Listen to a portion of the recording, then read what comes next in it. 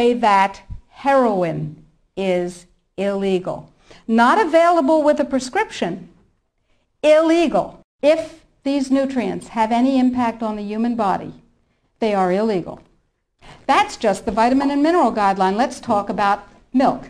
We have recombinant bovine growth hormone, and now we can choose milk with it or milk without it, butter with it, butter without it, right?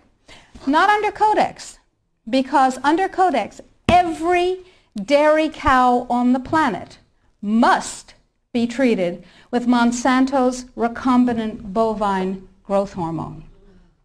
Furthermore, under Codex, every animal used for food on the planet, whether it has fins, feet, or feathers, every animal on the planet must be treated with subclinical antibiotics.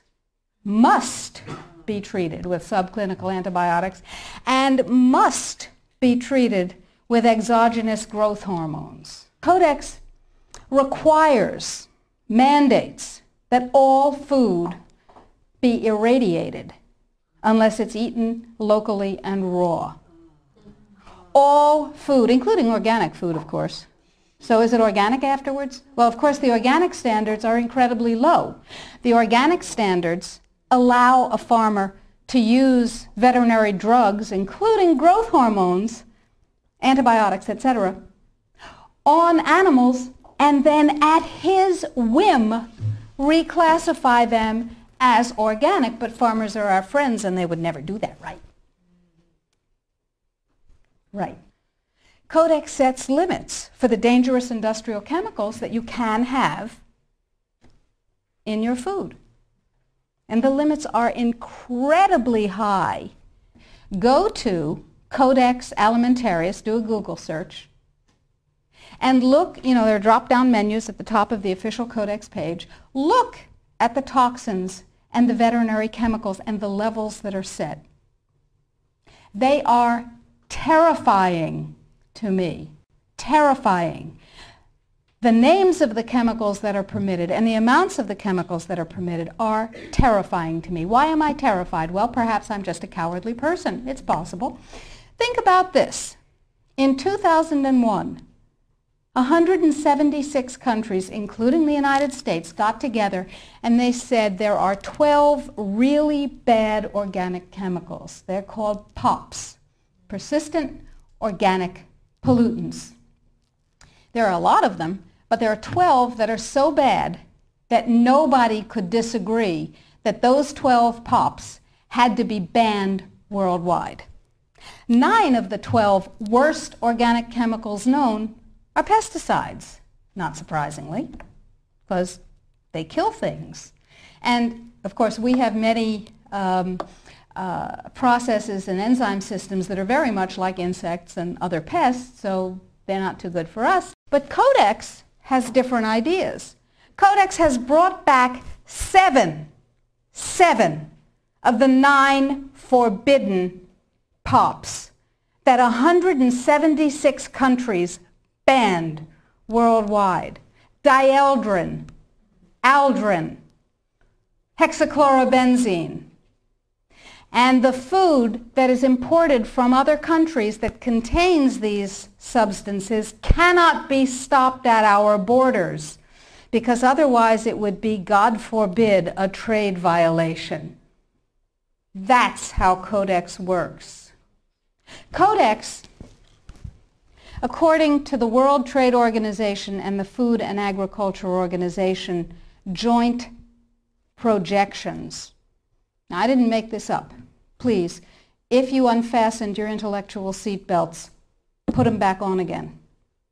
If you do the numbers in the WHO-FAO projections, the epidemiological projections, they estimate, not I, because what do I know?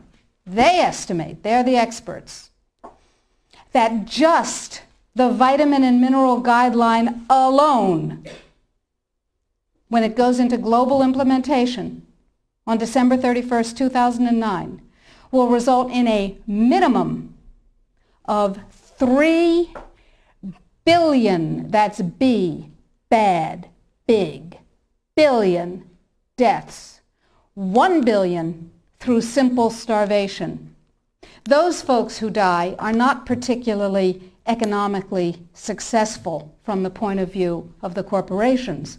When you're starving to death, how much good can you do when the issue is how much can you buy? Not a lot. Forget them. But the next 2 billion. They will die from the preventable diseases of undernutrition.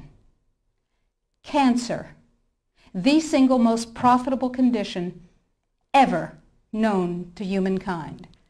Cardiovascular disease, a good second. Diabetes, pretty good producer. And a whole host of other preventable diseases. Who will die? Who knows? Who will live? Probably those people who are wealthy enough and powerful enough to have their own pushers of clean food and nutrients.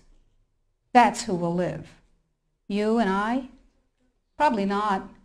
Our children? Probably not. Our grandchildren? Probably not. So we're talking about food regulations that are in fact the legalization of mandated toxicity and undernutrition. It will be illegal if there's a famine in, wherever there's a famine, to ship high nutrient density biscuits to that country, and it will be illegal to distribute them. That's what we're talking about. Codex is big and it's bad, but it's not invulnerable. So the point is that we have to protect ourselves, and I believe that we have to regain global leadership, which we have lost, surrendered, squandered, sold. No global. No, we have. We have sold. Just joining the World Trade Organization surrendered our sovereignty. However, parenthetically, I have a team of constitutional lawyers looking at the following question. Are we members of the WTO? Because if you remember from high school civics, the way you get a treaty to be a real treaty is to have it ratified by a 2/3 majority of the Senate. And the way we got into the WTO was they passed a law allowing Bill Clinton to fast-track us into the WTO. That's not a treaty.